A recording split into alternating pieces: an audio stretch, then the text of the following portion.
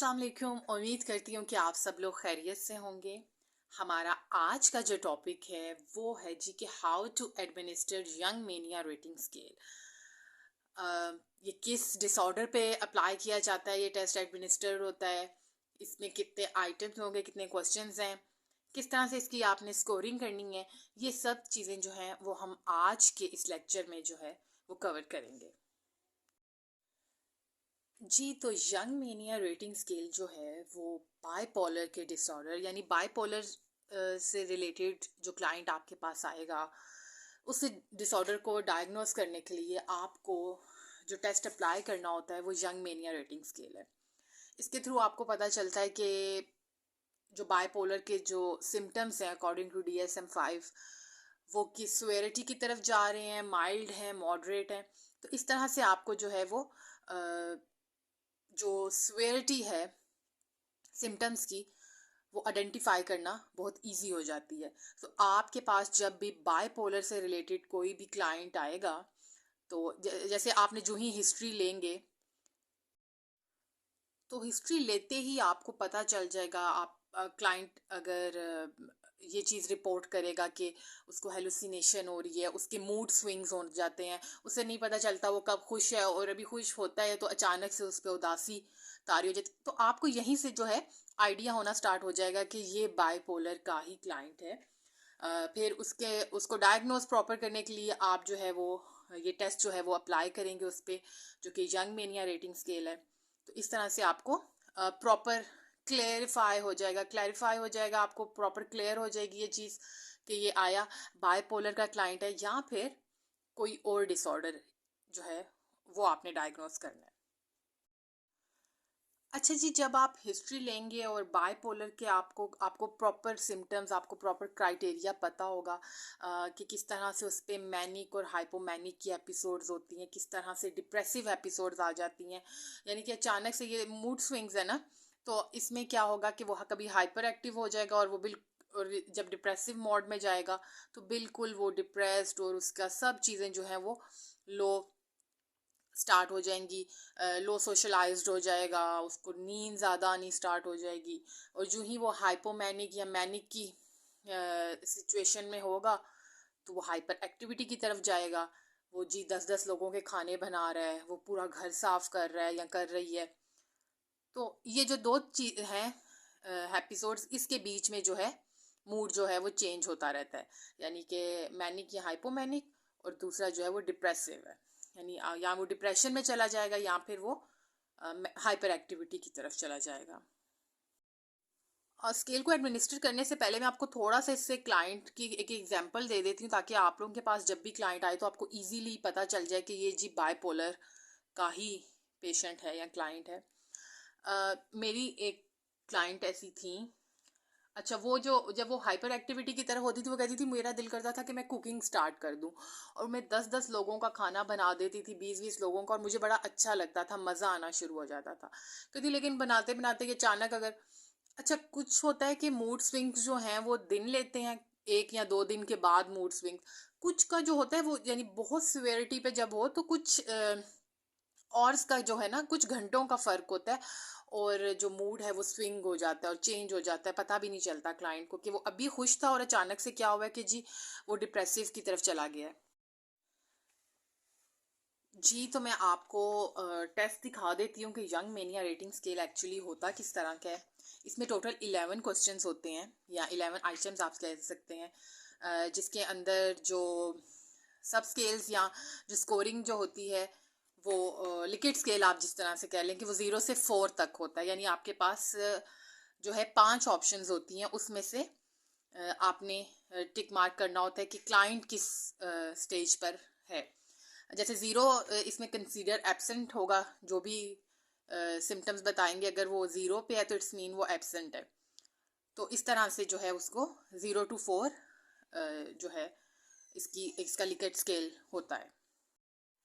ये देखें जी, आपके सामने इस वक्त यंग मेनिया रेटिंग स्केल मैं दिखा रही हूँ। ये इस तरह से ये फर्स्ट पेज है जिसके ऊपर 5 क्वेश्चंस हैं और इसी तरह से नेक्स्ट है जिसपे 6 क्वेश्चंस प्रेजेंट होंगे और टोटल जो है वो 11 होंगे। इस तरह से ऑप्शंस होंगे 0 to 4, आपने उसमें आइडेंटिफाई। अच्छा, किसी भी क्लाइंट पे कोई भी किसी भी डिसऑर्डर से रिलेटेड हो, आपने कोई भी अगर उस पर स्केल अप्लाई करना है तो एटलीस्ट आपने पहले खुद उसको प्रॉपर पढ़ा हो, आपको सारे ऑप्शंस का पता हो, ताकि उस टाइम आपको ना समझ आ रही हो आप जी कहें कि हाँ इसका क्या मतलब है।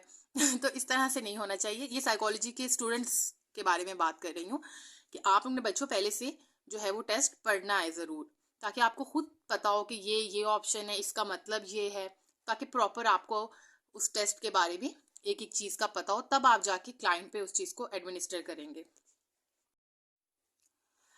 जैसे कि इसमें आप फर्स्ट क्वेश्चन उसका एलिवेटेड मूड, अच्छा ये आप ऑब्जर्वेशनल बेस भी होता है, आपने कुछ चीज़ें ऑब्जर्व करनी है, कुछ उससे पूछनी है, ठीक है, फिर आपने उसको 0 से 4 के दरमियान जो है वो स्कोर देना है।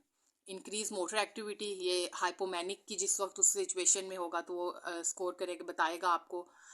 सेक्सुअल इंटरेस्ट, स्लीप और इरिटेबिलिटी, ये सब चीज़ें जो हैं आपने क्लाइंट से पूछनी हैं और उसके अकॉर्डिंग आपने स्कोर जो है वो मार्क करना है कि 0 से 4 के दरमियान कौन सा चीज़ जो है वो आ रही है, आपने उस पर स्कोर करना है।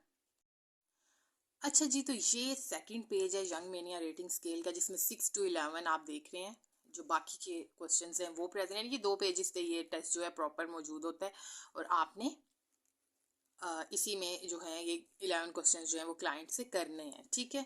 और कुछ ऑब्जर्व करके आपने खुद भी बताना, हो सकता है क्लाइंट आपको फेक इंफॉर्मेशन दे रहा हो, तो आपने खुद से भी ऑब्जर्वेशन, जो आपकी ऑब्जर्वेशन हो वो भी बड़ी स्ट्रांग होनी चाहिए इसमें, कि आपको खुद पता हो कि कहाँ पे क्लाइंट आपके साथ गलत इंफॉर्मेशन शेयर कर रहा है और कहाँ पर वो दुरुस्त कर रहा है, ठीक है।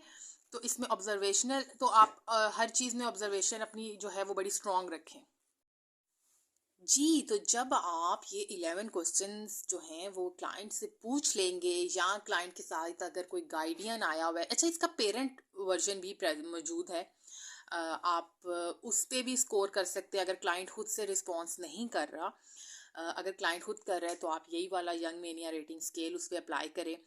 अच्छा जी, आपने 11 क्वेश्चंस पूछ लिए, मार्क सब हो गया है, अब आपने क्या करना है, अब स्कोरिंग का टाइम, जो कि आपका अपना काम आ गया है। अब क्लाइंट से का सेशन जो है वो आपने बेशक उसी वक्त आप स्कोर उसका करें, ऑफ कोर्स उसी वक्त ही करेंगे, तभी आप उसको एक टेंटेटिव डायग्नोसिस दे सकेंगे कि जी ये इस डिसऑर्डर में लाई कर रहा है पेशेंट या नहीं कर रहा।